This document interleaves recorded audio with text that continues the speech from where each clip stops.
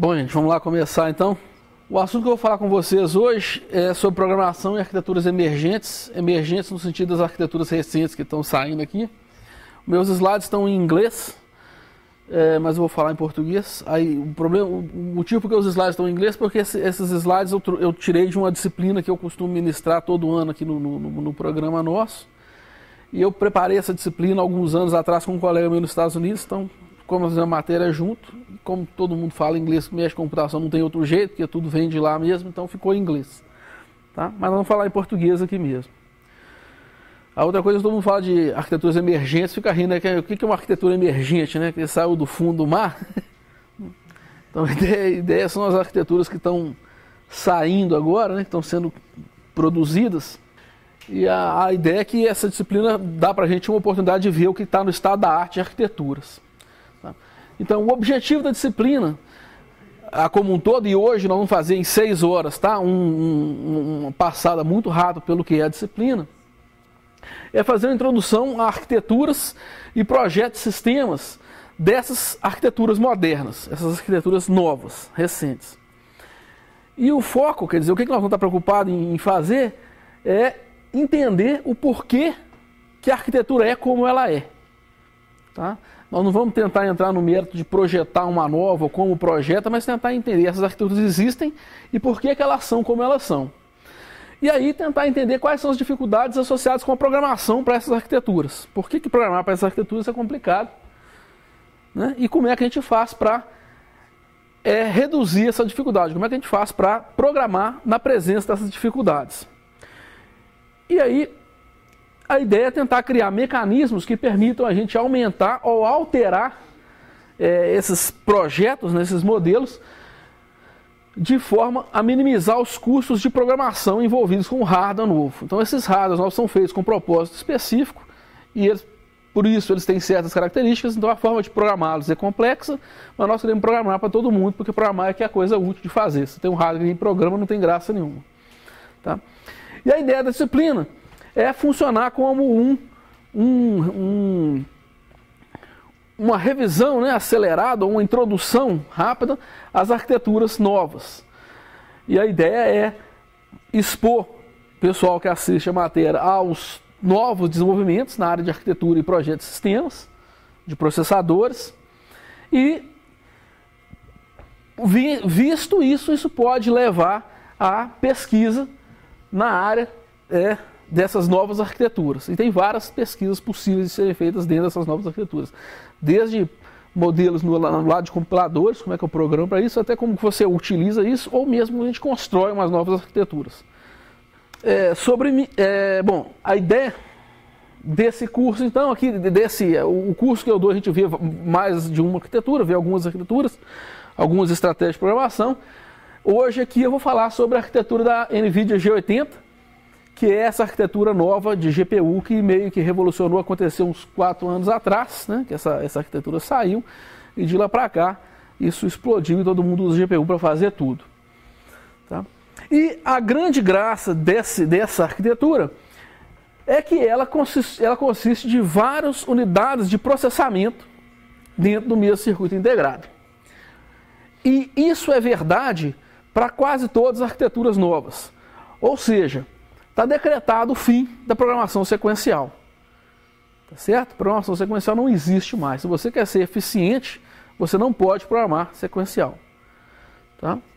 E aí a ideia, quer dizer, é discutir um pouquinho de padrões.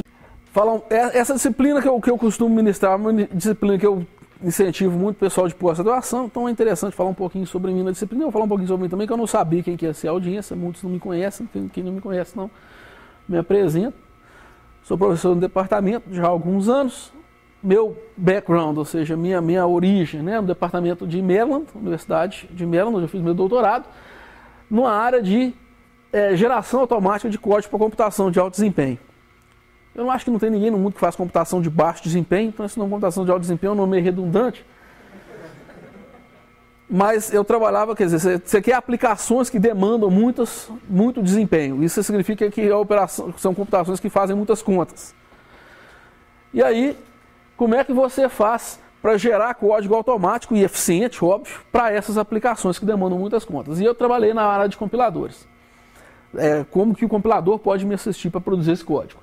A minha pesquisa é no desenvolvimento de plataformas de tempo de execução, ou seja, eu quero construir uma camada de software que facilita a programação em arquiteturas que têm arquiteturas paralelas com memória distribuída. E eu trabalho também em técnicas de compilação para facilitar a geração de código automático, dado que eu tenho essa plataforma de software por cima da minha arquitetura. A minha ênfase, isso aqui eu aprendi com o meu orientador lá há alguns anos atrás, a primeira são duas ali meio casadas, né? Benefício prático e orientado a aplicações. Primeira, a dúvida que eu escutei, né? É o que você não quer ser é uma solução em busca de um problema. Tá? Se ser uma solução em busca de um problema é um lugar muito desconfortável de você estar. Então primeiro você tem que ter um problema.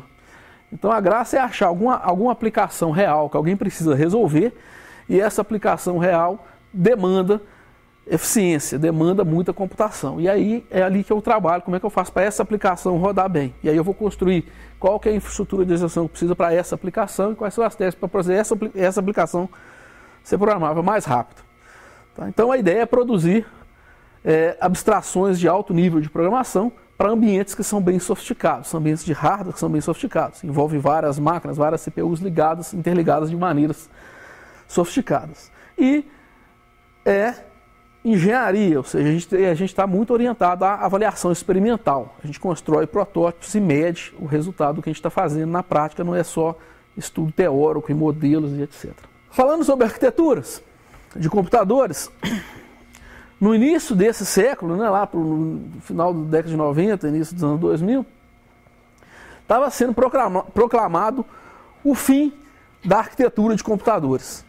Era visto como já sabemos fazer processadores. Né? Processador é uma coisa que a gente já sabe como é que faz, não tem mais nenhuma novidade para ser feita aí. Nós só vamos fazer o que a gente já sabe fazer melhor, mas não vamos mudar nada fundamental em como que isso é feito. Tá? E o motivo por que isso aconteceu é porque tinha um mecanismo que permitia você ganhar desempenho de uma maneira muito fácil, que era a questão da escalabilidade da frequência. Então você constrói uma máquina hoje, tá? E daqui a 2 anos você constrói a mesma máquina que vai rodar na frequência mais rápida. Então você muda só a frequência, você não tem que mudar o seu conjunto de instruções, você não tem que mudar o jeito que você dispõe as suas unidades funcionais dentro do hardware. Então foi aí que está decretado. A gente já sabe como é que resolve esse problema, nós temos que fazer essa coisa mais depressa. O estado da arte em arquitetura de computadores era o seguinte: o que é o computador que decretou o fim, né, da arquitetura? Era um modelo onde você tinha... A gente estuda, quando a gente está fazendo arquiteturas lá no início, né, de computação, a gente tende a entender o computador como um modelo de um macaquinho com um escaninho, esse escaninho a gente chama de memória, e uma calculadorinha rápida. Tá certo? E o macaquinho sabe fazer coisas básicas, tipo ler um bilhetinho do escaninho e usar a calculadora para fazer uma continha. Tá certo? Isso é o que é uma arquitetura de computadores. Tá? O que você tem dentro daquele circuito integrado, que é o seu processador, é uma calculadora e um monte de operações que você faz com a calculadora. E você vai ler os operandos da memória. Só que o estado da arte não é um macaquinho só, você põe uma porção de macaquinho lá dentro ao mesmo tempo. Ou seja, você tem o escalonamento de múltiplas instruções. Você consegue disparar múltiplas instruções simultaneamente. Basicamente você tem mais de uma calculadora e mais de um macaco. Tá? E tem calculadoras especializadas que tem um macaco que sabe fazer só soma, outro sabe fazer só de multiplicação, e você faz os dois macacos acontecer ao mesmo tempo. Tá? Você tem também arquiteturas que não necessariamente, a programação sempre foi sequencial, mas não necessariamente você precisa executar na ordem que o programador colocou as instruções, ou seja, eu vou disparar uma porção de instruções simultaneamente e eu vou também ler uma porção de instruções da minha fila. E eu vou disparar a primeira instrução que eu puder disparar, não necessariamente a primeira que eu li. Tá certo? Então tem a facilidade de execução fora de hora. A outra coisa é a renomeação de registradores. Isso é um mecanismo que é utilizado para poder fazer especulação, e vocês devem conhecer o que é especulação. Eu tenho uma instrução que eu não sei se eu preciso executá-la ou não. Tá certo? Mas eu não tenho dependência nenhuma dela, ou seja, eu já sei os operandos dela. Então, por que eu não posso fazer essa conta de uma vez? E aí depois, na hora que eu descobri que eu precisava realmente ter feito a conta, é só guardar o resultado da operação no registrador próprio, onde devia estar o resultado daquela operação. Então, o que eu preciso para poder fazer isso é permitir renomear registradores. Eu faço a conta no registrador, que é um rascunho, e na hora que eu descubro que a conta eu precisava ter feito ela, então o meu rascunho vira a cópia oficial. Certo? E a outra coisa, então esses três primeiros aspectos é o jeitão de todas as arquiteturas no estado da arte. A outra coisa, o que permite a escalada da frequência, é o fazer o pipeline mais longo. Tá certo? O que é a escalada da frequência? A frequência, na verdade, é o que a gente percebe, mas o tempo que é importante é o período. O período é 1 sobre a frequência. E o período é o tempo que eu gasto para uma instrução, para a máquina rodar um ciclo. Tá? Quanto mais coisa tem que acontecer no ciclo, maior tem que ser o meu período. E se maior é o meu período é inversamente proporcional à frequência, menor é a minha frequência. Tá certo? Para eu poder escalar a frequência, eu tenho que ser capaz de encolher o meu período. Tá certo? Na hora que eu diminuo o meu período, minha frequência sobe. E como é que eu faço para diminuir o meu período? Tá certo? Eu vou fragmentando a minha operação elementar cada vez em pedacinhos menores. E aí a minha instrução de máquina, que era uma operação de alto nível, tá certo? Ela vai ser quebrada em vários estágios. Eu vou aumentando a quantidade de estágios. Na medida que eu aumento a quantidade de estágios, aí o estágio fica mais rápido de fazer e com isso eu escalo a frequência. Tá claro? Então os pipelines vão ficando longos. Eu passo a ter 40 estágios, 50 estágios, sei lá quantos são os estágios de pipeline. Certo? Então isso é o estado da arte e foi desse jeito por algumas décadas. Tá? Havia muito pouco foco em pesquisa de compiladores. Na verdade, quando eu fiz, foi até uma história interessante no meu doutorado, que tinha um cara lá que era professor no departamento, que todo mundo tinha medo do camarada. O bicho era mau. Né? Quando você dá uma palestra na universidade, o cara aparecia, você já tremia nas bases, esse cara vai... Né? O cara era duro. E no dia que eu publiquei a minha defesa de proposta, né? Falei, vou defender minha tese sobre compiladores e tal. O cara posta um anúncio no departamento que ele ia dar uma palestra para a galera, e o título da palestra é Por que pesquisa em compiladores é irrelevante? E eu tinha marcado a minha defesa. Aí eu falei, nossa senhora, né? Eu levei bomba, nem defendi a proposta ainda e já levei bomba. E vai ser esse cara que vai lá me dar bomba. E realmente, aí eu fui assistir a palestra do camarada, eu vou saber de onde vem a pedrada que eu vou levar. E realmente eu concordei com ele. Realmente, pintando o cenário que ele pintou, é irrelevante fazer pesquisa em compiladores. Certo? E o argumento dele é muito simples. Ele virou e falou assim, eu duvido, eu faço uma aplicação aqui, pego um hardware aqui, rodo hoje, guardo, mais que escrevo numa folha de papel. Guardo o computador e guardo a aplicação e espero 3 anos. Daqui a 3 anos eu pego a versão nova do compilador e rodo a mesma aplicação no mesmo computador. Quanto tempo mais rápido vai ficar? E aí ele falou, eu dou minha cara a tapa, esse negócio ficar mais que 15% mais depressa. Enquanto se eu não fizer nada, eu só comprar outro computador, daqui a 3 anos eu compro outro computador, eu fico 2 vezes mais rápido. Ou seja, não valia a pena, dado esse cenário, fazer pesquisa em compiladores. Mas isso era pesquisa em compiladores para poder fazer otimização de código e tal, e realmente nesse cenário não faz sentido mesmo. Mas graças a Deus a minha pesquisa em compiladores não era para tentar otimizar, mas era para extrair semântica. Ou seja, eu estou usando o compilador para poder programar em mais alto nível. E não para poder fazer o programa que já existe, no nível que ele já existe, rodar mais rápido. Tá, então aí eu me safei, fiquei tranquilo, não convidei ele para minha defesa, obviamente. Mas pelo menos eu sabia que eu não ia tomar tomatado. E aí toda a pesquisa, tanto em arquiteturas e etc., compiladores era meio irrelevante, não tinha muita coisa, e a pesquisa acadêmica era toda em variações e ajuste fino na microarquitetura, ou seja, como é que eu vou mudar a microarquitetura da máquina, mas a arquitetura, a essência dela é a mesma coisa, sempre, são essas três características aqui, tá certo? E eu fico só fazendo essa mesma coisa aqui de maneiras variadas, tá? Bom, e aí isso durou várias décadas. E o motivo por que isso funcionava, aqui tem um desenho que explica, e eu não vou entrar no mérito exatamente como é que é, mas vou dar para vocês a intuição por trás disso aqui. Isso aqui é um desenho esquemático de um circuito integrado, tá? De um chip. E o chip ele tem um parâmetro importante nele, que é esse alfa aqui, ó, que chama, na verdade quando eu aprendi isso se chama lambda. E ele chama regra de projeto, né? O lambda da regra de projeto.